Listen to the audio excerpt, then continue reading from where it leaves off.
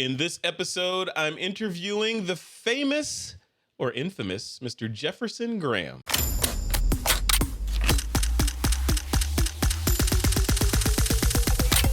This is Twit. Hey folks, welcome back to another episode of This Week in Photo. I am your host, Frederick Van Johnson. Today I have the distinct pleasure of sitting down with my friend, someone who I can say is a longtime friend, Mr. Jefferson Graham.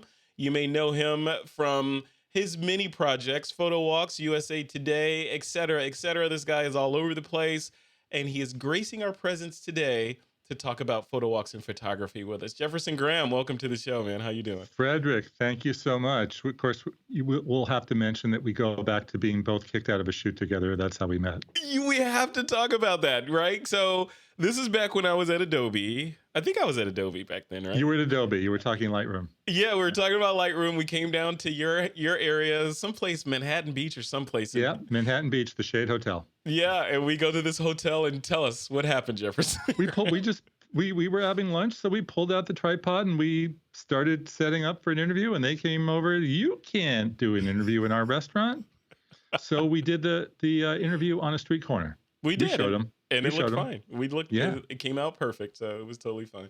No, that was good. I totally forgot about that. Yeah, that was back with Lightroom 3 or something, or 2 or somewhere. And jeez, I'm aging myself. It's like rings on a tree software releases.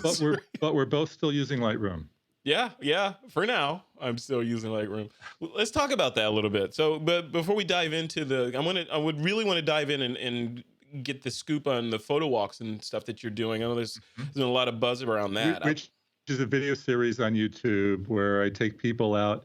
I invite them to come with me to great places and show where the best spots are to photograph before they go there, so that when they get there, it's laid out for them. That's what I want to talk about. So we're going to dive into that. Before we do that, though, give us the Southern California party cocktail pitch about who Jefferson Graham is. When somebody walks up to you and they're like, "Hey, what do you do?" What do you say?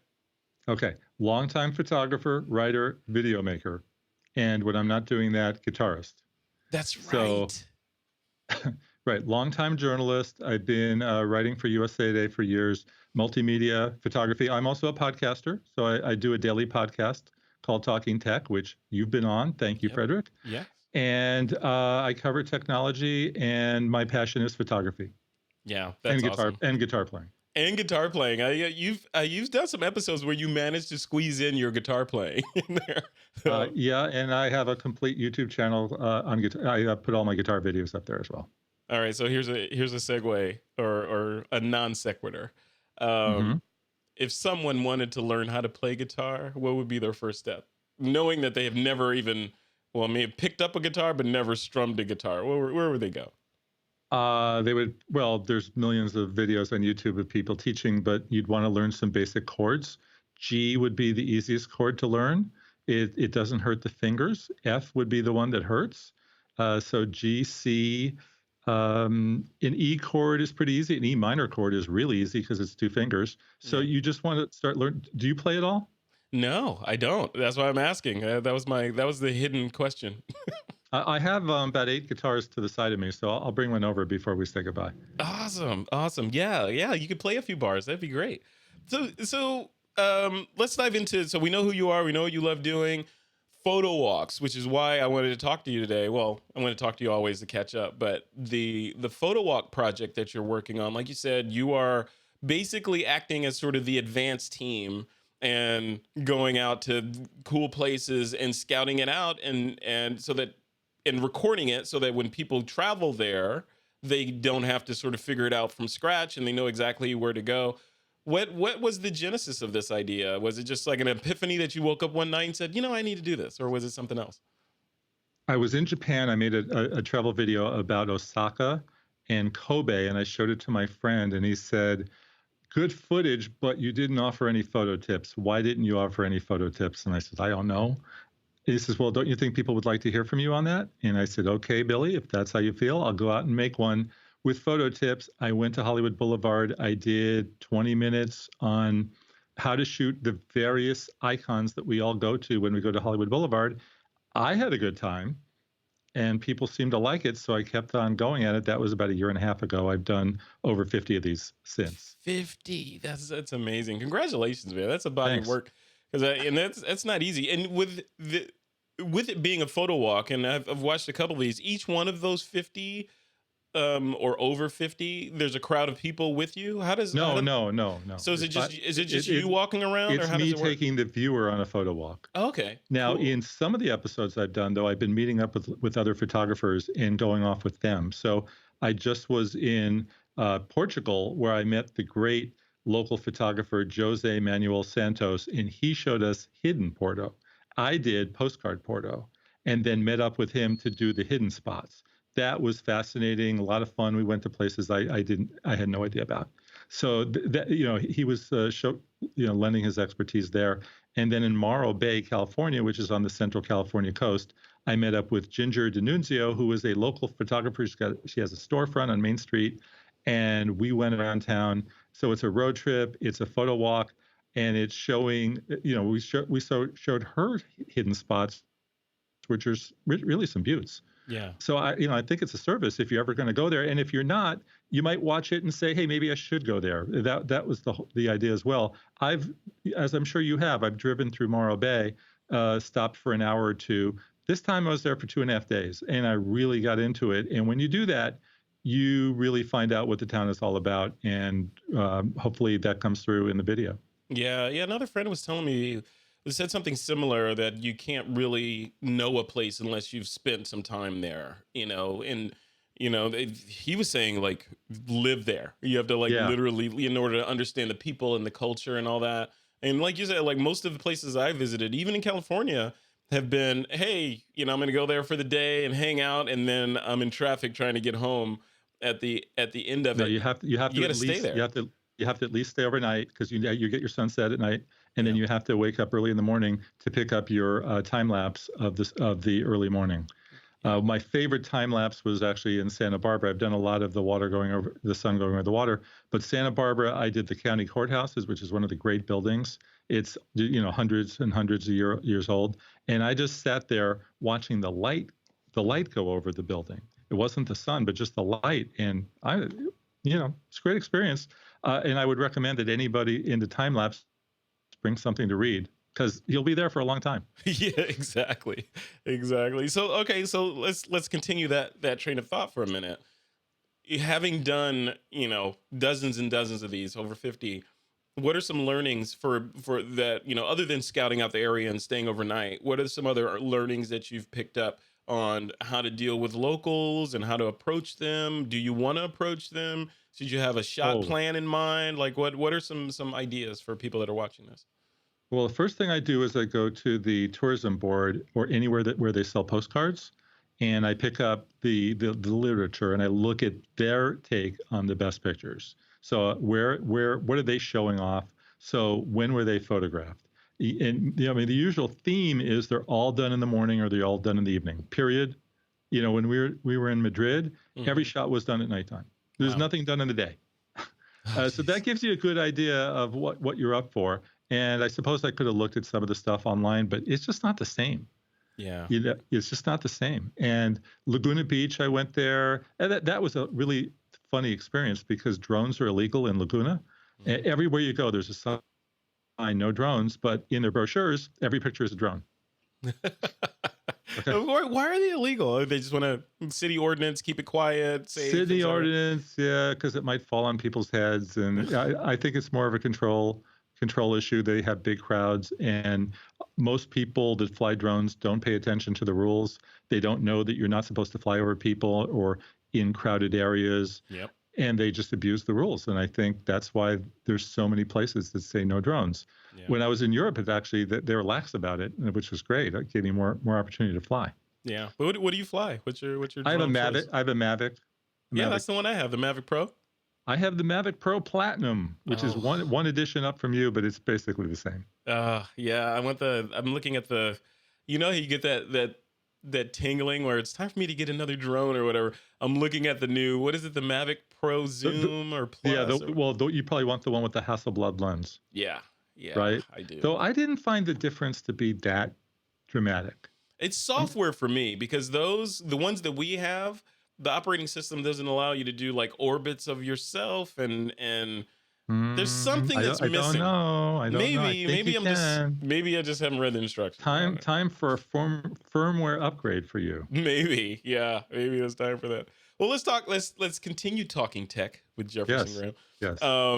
After this word from our sponsor, we'll be right back. Yeah, we'll be Yes. right back. Yeah, Yeah. now it's time for Casper mattresses. Are now, Which I did a piece on, by the way. I'm about to buy one of those things. A few years ago, they met me and they said, we're great, we do all these wonderful things. I said, great, open up the box and pull a mattress out. And they said, well, that's a lot of work. I said, yeah, but we came all the way here. We really want to see you do it.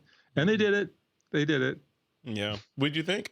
I wouldn't. I mean, a lot of people like it. I'd like to try it out first, and I don't want to I'm very bad about any box that comes in the mail and trying to get it back together again. Are you good at that? No.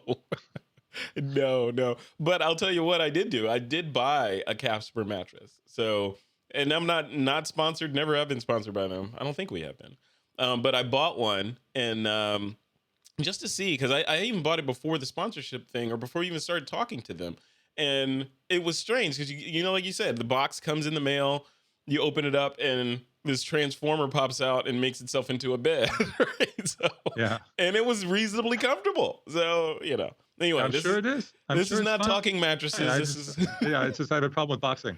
Yeah. No, it was good. So let's talk about gear a little bit. So on these Photowalks, 50 of them, are you bringing the same stuff with you every time, or do you vary it based on the location? Okay, so Frederick, I shoot 99% of them I've shot by myself. So I have to be light.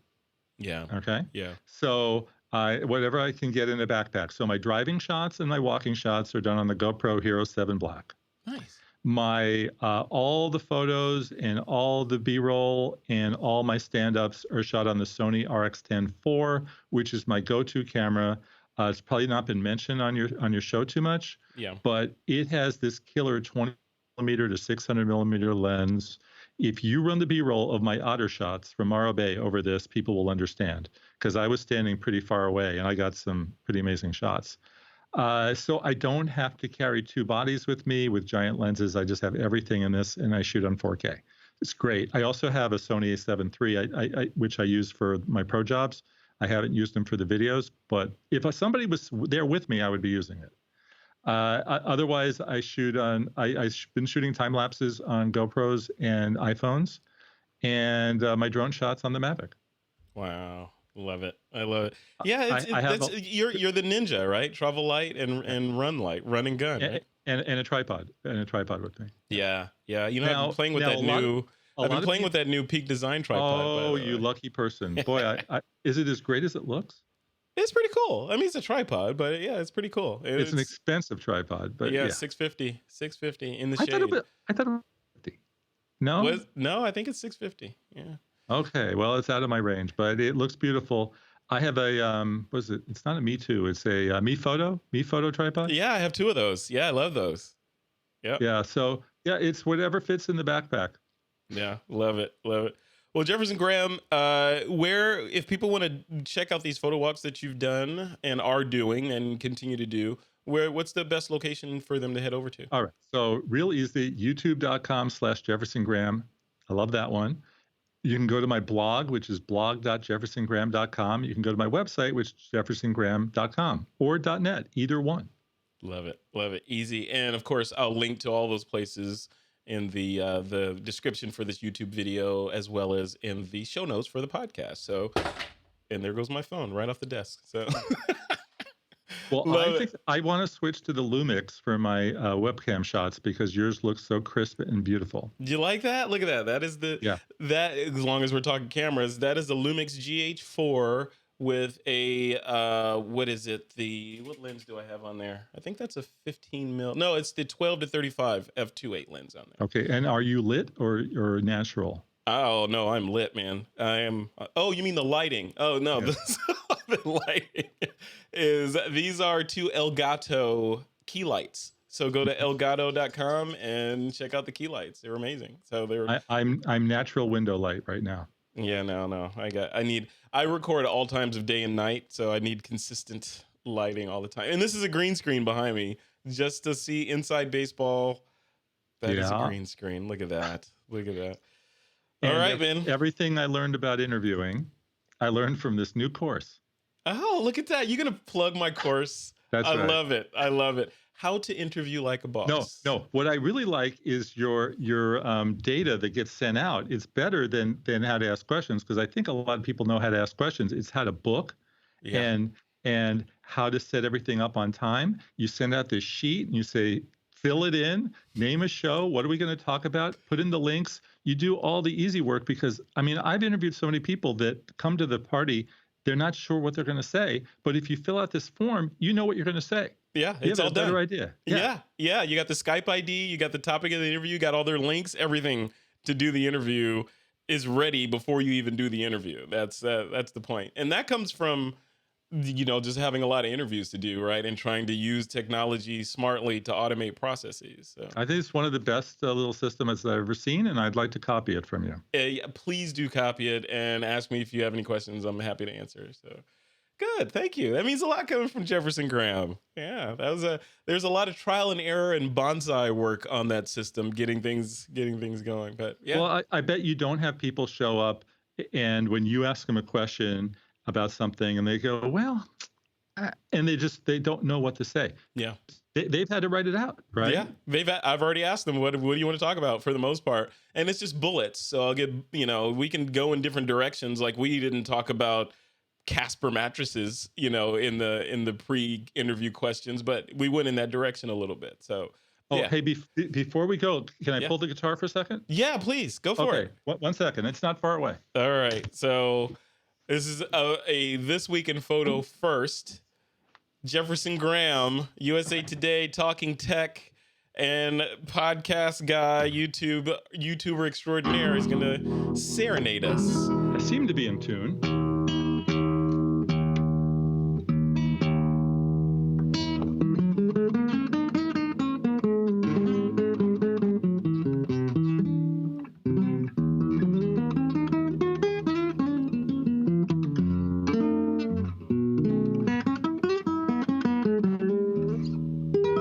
So Frederick, E minor. I can do that. Yeah. Okay.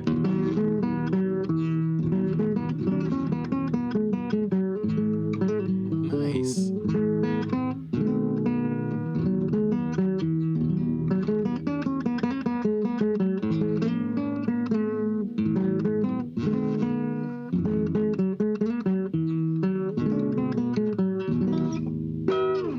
I love it. I love it, man. You know that. See, you could just pick up a guitar, E minor, and you're going. I love it. All right. I'm going to be pinging you on which guitar to buy. I want to write and play some blues songs. Keep going. Play us out. All right. Keep playing. I'm going to end the interview right here. All right, ladies and gentlemen, you heard him here first. Mr. Jefferson Graham jamming on the strings. Check him out at Talking Tech. We'll have all the links for his various projects in the show notes for this episode, as well as in the blog post or in the YouTube video. All right. Thanks a lot, Jefferson Graham.